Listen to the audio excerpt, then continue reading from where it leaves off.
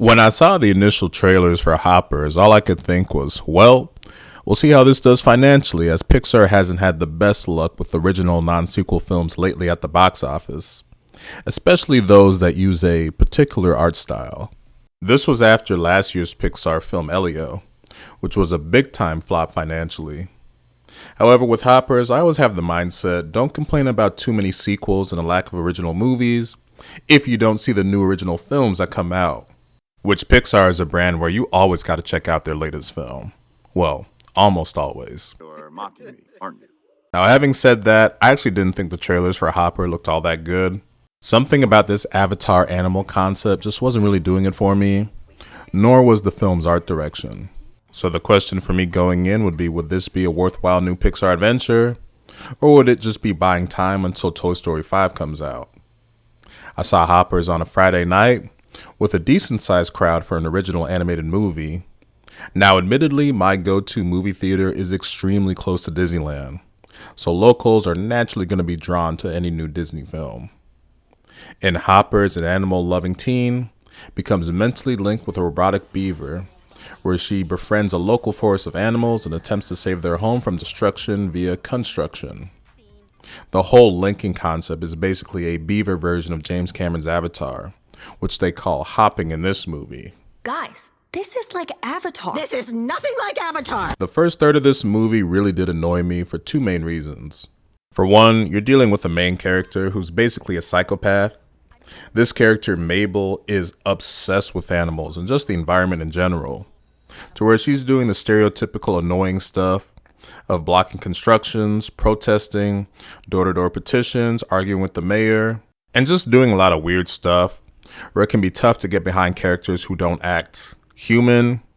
The initial part of Elio had the same problem with that main character.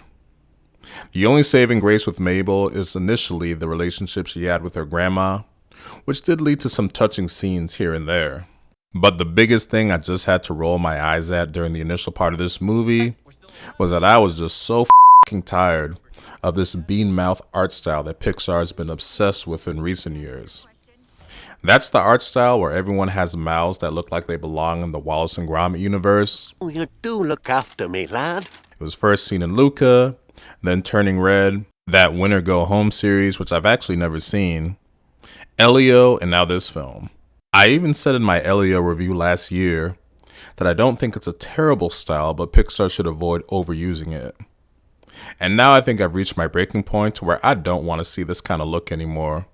It just makes some of your characters look really f***ing ugly. Now, I thought it was pretty ridiculous how Mabel initially gets linked into the beaver, and how she gets into the woods. That was some lazy cartoon level writing with that whole sequence. But where I thought the initial part of the movie was very unfunny, painfully so in some aspects, once you get to Mabel interacting with the actual animals, is where I gotta admit, I got some decent laughs out of the animals' personalities. They all have their quirks, which thankfully aren't over the top, but lead to some funny moments. I don't know what it is about that little lizard, I guess his facial expressions, but it was good for some nice laughs and definitely some good memes too.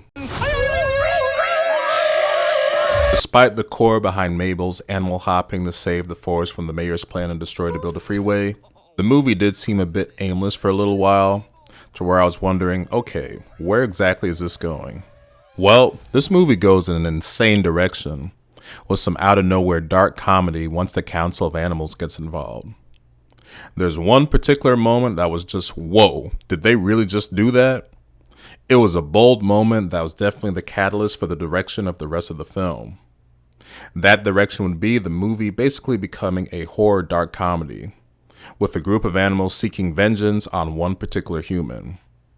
There's some pretty out there scenes that have you asking, what am I watching?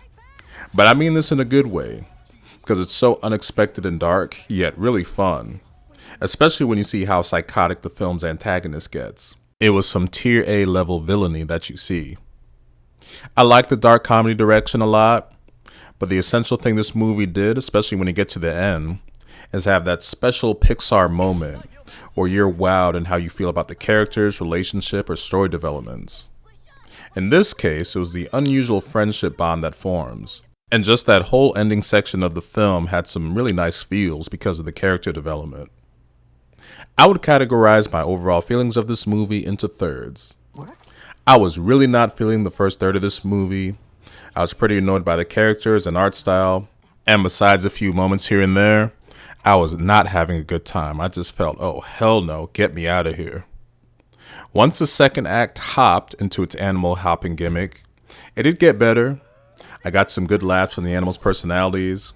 The story and characters were coming along better, but I was still in between a meh and I liked it.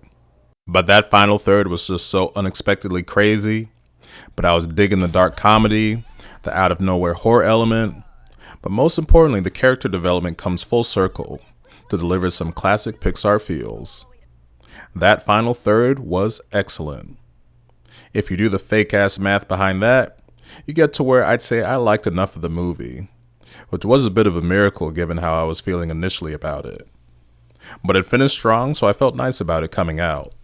This movie's box office performance will definitely dictate the future of original movies from Pixar, or if it's going to be sequels, and more sequels. While I was at work, they announced Monsters, Inc. 3 out of nowhere. Who the saw that one coming? So that'll do it for this review for Hoppers. If you made it to the end of this video, thank you for watching.